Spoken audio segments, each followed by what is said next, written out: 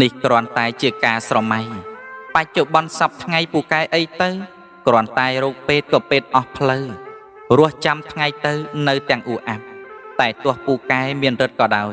រឿងរ៉ាវចុងក្រោយក៏ត្រូវតែស្លាប់កុំអាងមានរិទ្ធបំពេញលើច្បាប់អ្នកកើតតែងស្លាប់ជាច្បាប់ធម្មជាតិក្រោយពេលដែលបានស្លាប់ចែកឋានទៅបនបាបនាំផ្លូវរហូតឥតឃ្លានអ្នកដែលសាងល្អបនតាមជាញាតសាងបាបជួជាតិធ្លាក់ទៅអបាយខ្ញុំសូមប្រមូលកងបុណ្យកុសលឧទ្ទិសជូនដល់លោកអ្នកទាំងឡាយសូមឲ្យអានហើយមានចិត្តរសាយសប្បាយសុខស្ងប់រហូតតទៅ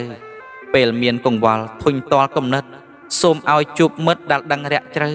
រឿងណាសៅមងគិតនាំអាស្រូវឈប់គិតវាទៅអានសភៅវិញសៀវភៅជាមិត្តឥតកាត់ថ្លៃបានកាន់អានស្មើម៉ានឥតមានមនោមនិញគំនិតខ្វះខាតសៀវភៅបំពេញបញ្ចេញភោគ